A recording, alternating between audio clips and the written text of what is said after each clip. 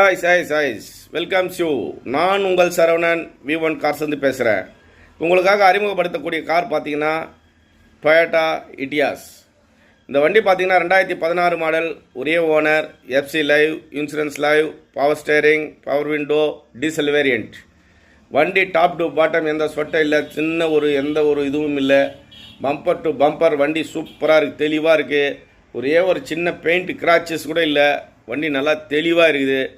இது வந்து கஸ்டமர் பார்த்தீங்கன்னா 6,65,000 கோட் பண்ணியிருக்காரு. நமக்கு ஆஃபீஸ் கமிஷன் மட்டும்தான்.